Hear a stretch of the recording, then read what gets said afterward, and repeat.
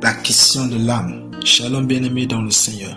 Notre méditation du jour s'intitule La question de l'âme, deuxième partie. Nous tirons notre texte dans Proverbe 23, 7a qui nous dit ceci. Car il est comme les pensées de son âme. Alléluia. Les mots et expressions que nous choisissons pour parler. Les pensées que nous entretenons sont liées à notre histoire, à la manière dont notre âme a évolué dans le passé.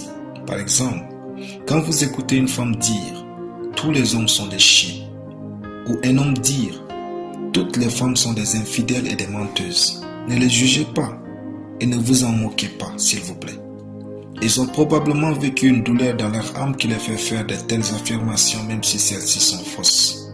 Ils avaient peut-être fait confiance aux autres par le passé et ont été trahis. Ils ont besoin de guérison. S'ils n'obtiennent pas la guérison très vite dans leur marche avec Dieu, ils ne vivront jamais son plan pour leur vie. Notre vie avec Dieu dans ce monde est donc liée à notre âme. Et ceci est important que souvent Dieu nous fait passer dans son école pour nous traiter en nous apprenant à pardonner sincèrement pour que nous possédions une âme pure. Souvent, nous jugeons les gens dont nous ne connaissons même pas leur histoire.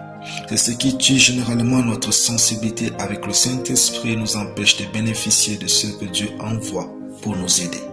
Parfois, nous pensons aussi avoir une solution magique à tous les problèmes des uns et des autres, sans même écouter leur parcours de vie.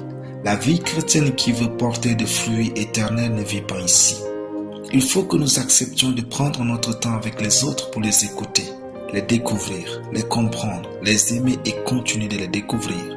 N'imposons pas aussi aux autres les rites religieux tels que pardonne, prie, chante, oublie, Dieu t'aime, Dieu veut que tu oublies et bien d'autres, sans vraiment découvrir ou trouver ce dont ils ont besoin pour mûrir avec Dieu. Dans mon ministère de pasteur, Dieu m'a fait grâce de voir guérir beaucoup de personnes avec des blessures de l'âme. Parfois, les gens vous combattent parce qu'ils ont des blessures du passé qui n'ont rien à voir avec vous. Ceux qui vous calomnient, ne luttez pas avec eux, ils ont besoin d'aide. Si vous connaissez le passé de certaines personnes, cessez de lutter avec elles afin de gagner du temps pour construire votre vie et vivre dans la paix. Alléluia.